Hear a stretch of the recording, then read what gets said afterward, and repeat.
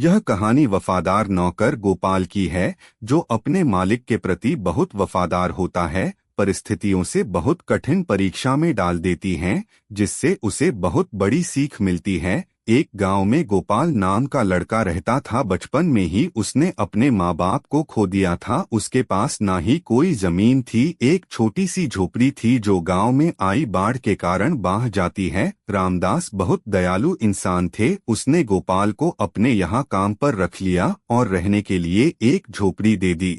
समय बीतता गया। अब गोपाल बड़ा हो गया और वह पूरी लगन से जमींदार के यहाँ काम करता था। जमींदार भी उसे पर बहुत भरोसा करने लगा था। एक दिन उसके मालिक ने कहा, बेटा तुम शादी क्यों नहीं कर लेते? अभी तुम्हारी शादी की उम्र हो गई है। तुम्हारी पत्नी आएगी तो तुम्हारे कुछ कामों में हाथ बताइएगी। मैं चाहता हूँ मेरे जीते जीते तुम्हारी शादी हो जाए। क्या पता कब भगवान का बुलावा आ जाए। गोपाल भोला, आप ऐसा क्यों कह रहे हैं? मेरे लिए आप ही सब कुछ हो। आप जैसा ठीक समझे मैं वैसे ही करूँगा। मेरी नज़र में तुम्हारे लिए बहुत अच्छा रिश्ता है। खर्च की चिंता मत करो, सारा मैं करूँगा। गोपाल बोला, जो भी आपका निर्णय होगा वह मेरे भले के लिए होगा। आप मेरे पिता के समान है। रामदास का बेटा जैसा सुन लेता है वह गुस्से से आता है और बोलता है, पिताजी जी आप क्या कर रहे हो? गोपाल हमारा नौकर है,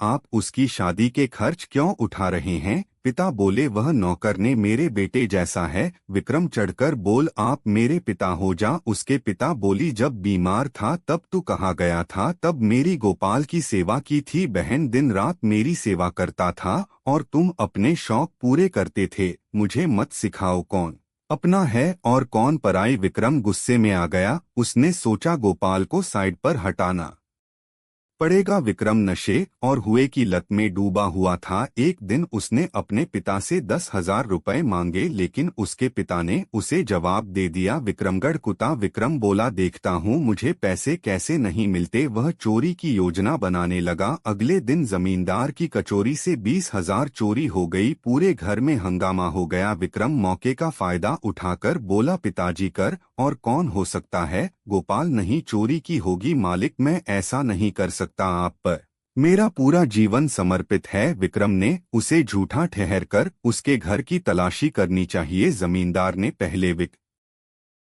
के कमरे की तलाशी ली, लेकिन वहां से कुछ नहीं मिला। फिर गोपाल की झोपड़ी की तलाशी ली, वहां से पैसे मिल गए। गोपाल हैरान हो गया, यह कैसे हो सकता है कि किसी की सदृश है? जमींदार का भरोसा टूट गया। देखिए पिताजी, अब पता चला कौन सच्चा है कौन झूठा। रामदास को बहुत बड़ा झटका लगा। वहां गोपाल की तरफ देखें और कुछ नहीं बोल। गोपाल बोला, मैं निर्दोष हूँ, मैं चोरी नहीं कर सकता, मैं आपके लिए जान दे सकता हूँ। रामदास ने गहरी सांस ली, मैंने कुछ नहीं बोलना, अब तुम जहां से जाओ। गोपाल वहां से दुखी होकर चला गया। गांव के एक बुजुर्ग ने के सब देख लिया था। उन्होंने जमींदार को बताया। उन्होंने आधी रात को विक्रम को गोपाल की झोपड़ी में पैसे छुपाते देखा था। जमींदार को बहुत पछतावा हुआ। उन्होंने तुरंत गोपाल को बुलाया, बेटा मुझसे बहुत बड़ी गलती हो गई, मैं तुम पर भरोसा नहीं कर पाया। विक्रम ही असली चोर है। गोपाल की आंखों में आंसू थे। गोपाल बोला, आपको अफसोस करने की जरूरत नहीं है,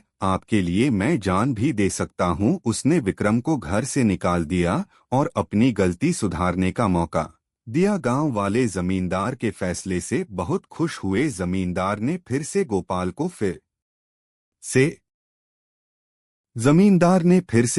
को फिर से अपने पास रख लिया और उसे अपना उत्तराधिकारी बना दिया। इंसान की असली पहचान उसके कर्मों से होती है, ना कि उसकी संपत्ति से।